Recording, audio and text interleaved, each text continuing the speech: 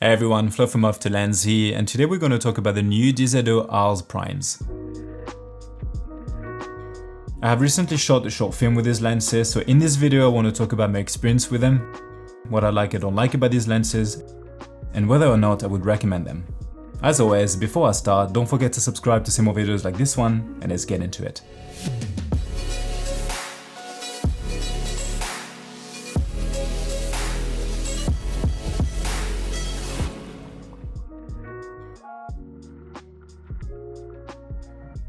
So I've been using DZO lenses for about 2 years now.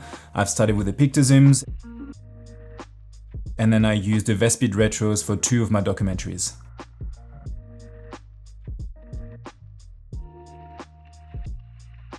So when they announced these new lenses at NAB, I was pretty keen to try them out, and since I actually live pretty close to the city of Arles, which these lenses are named after, we thought it'd be pretty cool to shoot a short film there. By the way, because I'm French, it feels a bit weird to say Arles or Arles for me because the city is actually named Arles, so I apologize in advance if for some reason I use a different pronunciation. And also, these lenses are not mine to keep, I have them just on loan from DZO. So like I just mentioned, these lenses are named after the city of Arles, but they were also influenced by Vincent van Gogh, which happened to live in that city for a couple of years. So what we wanted to do is basically do a mix between a portrait of the city, but also have an artist at the center of the piece. My wife happens to be an illustrator, so that was a perfect opportunity. The idea was to follow her exploring the city and getting inspired to create her own work. We shot for 2 full days in Arles and 1 day here back home in the French Alps. And by the way, feel free to check out the video if you haven't yet, I'll put a link in the description below, and thank you so much for the positive feedback. Also, feel free to check out my wife's work, I'll also put a link in the description. In terms of cameras, I shot with the Blackmagic Cinema Camera 6K. I picked that camera because it is a full frame one with a pretty large sensor, and these lenses are made for full frame and Vista vision sensors. This was shot with a run and gun / handheld style since we were exploring the city, walking around all day and also visiting monuments. So essentially this project was a mix between a documentary, travel and commercial shoot, which really allowed me to test the lenses the way that I would use them. I also want to mention that I used the DJI Focus Pro. This was of a huge help, and I don't think I would have been able to shoot for as long or as much without it. It was actually a pretty compact kit considering the type of lenses, the focusing system and the camera that I was using. Once we were back at home for the painting scenes, I decided to fully rig it up. So I used my Easy Rig, I used the monitor, I used a matte box, and I used pretty much the same kit that I would use for a proper documentary shoot.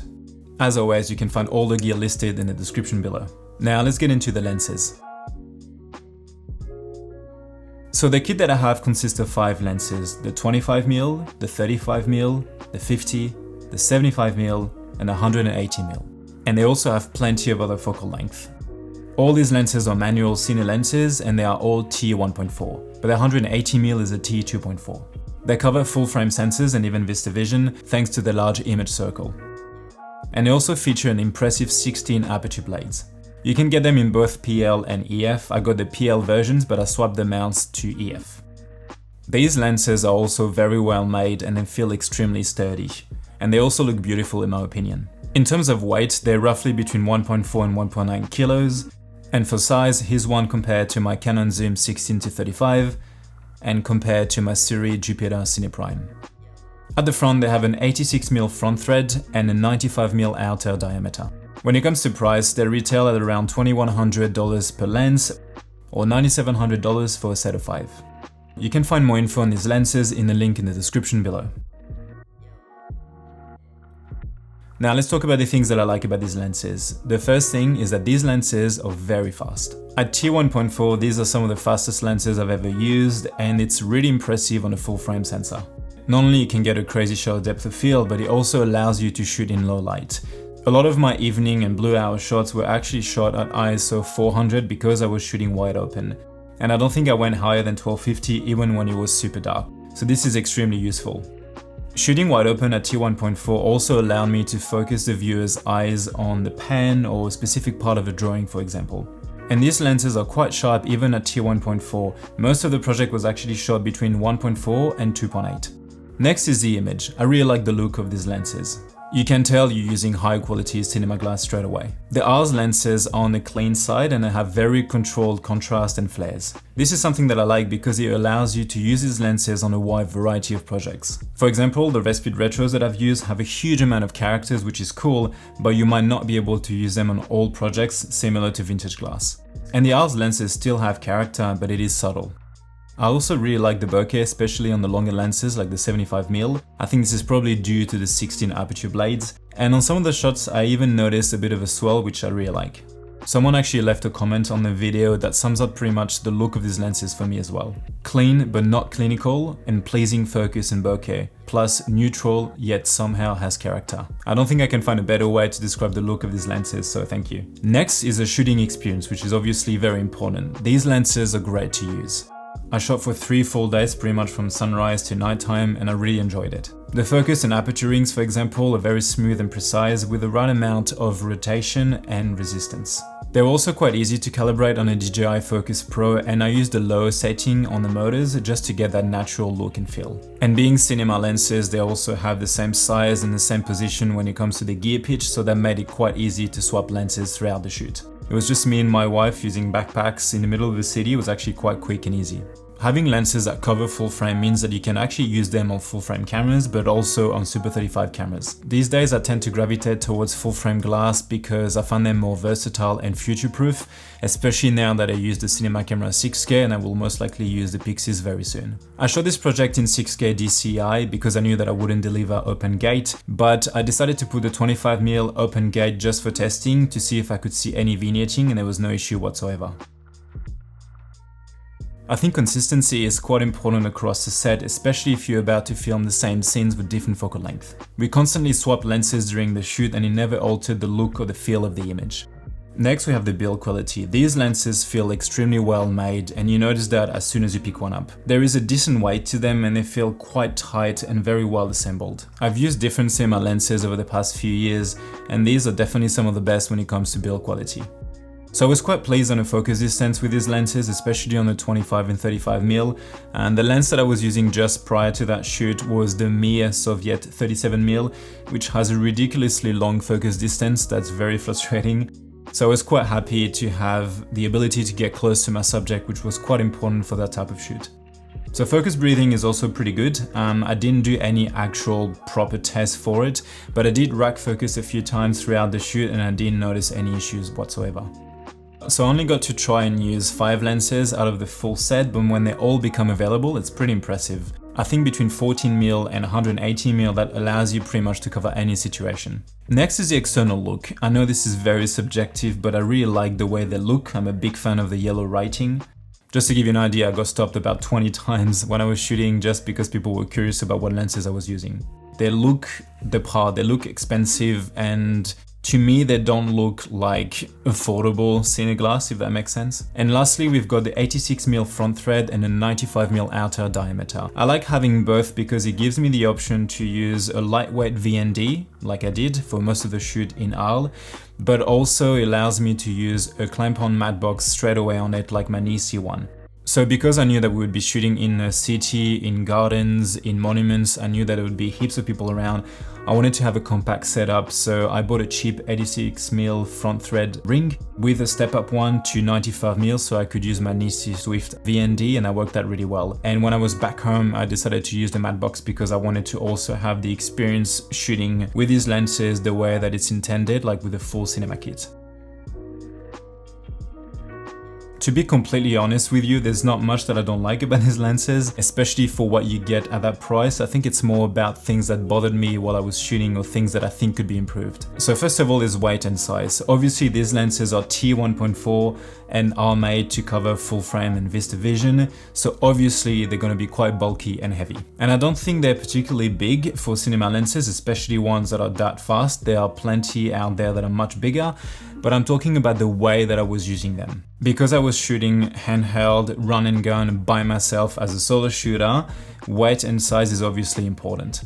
And of course, this way of shooting or those conditions are probably not the ones that are the main target for these lenses, but it is the way that I shot that project and the way that I shoot most of my projects as well.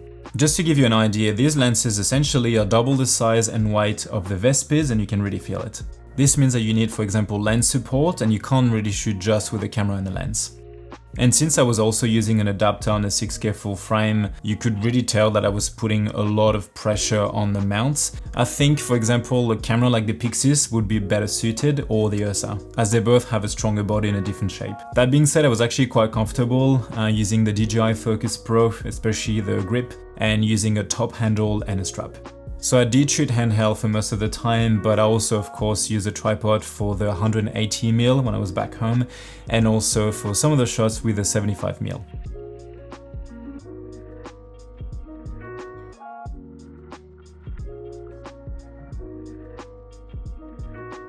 On a side note, these lenses being quite big and looking expensive attracted a lot of eyes, which is not something that you want when you shoot on your own in a city.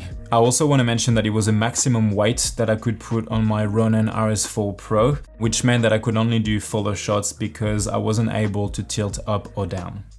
I just wanted to mention that because I've had quite a few questions about the Ronin RS4 Pro as well.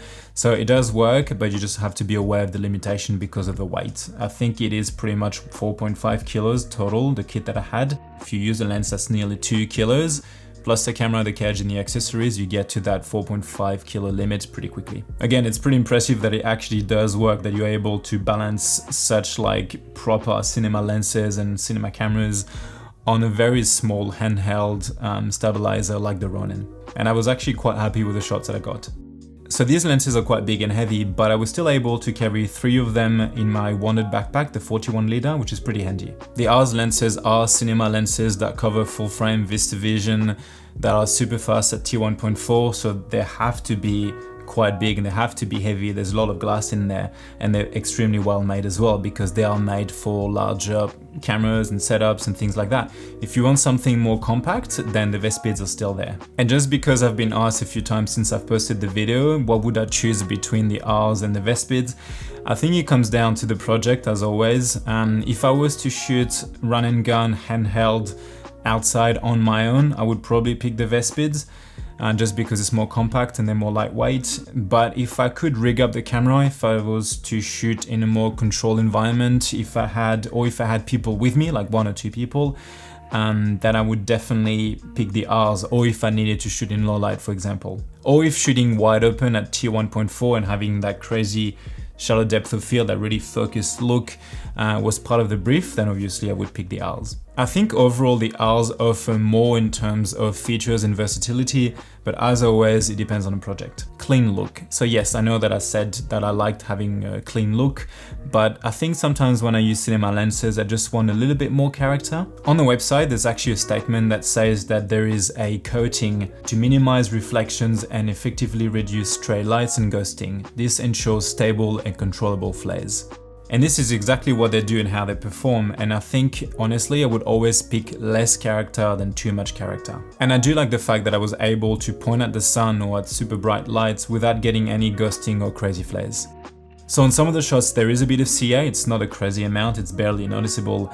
And also keep in mind, as I said, that I was shooting in bright conditions like pointing at the sun or focusing on hard edges or shapes. It didn't bother me at all, you really have to look for it. I didn't notice until I was back home, but because this is a review, I thought I would mention it. That's it about it really. Like I said, this is based on my experience for the shoot that I did with the camera that I had.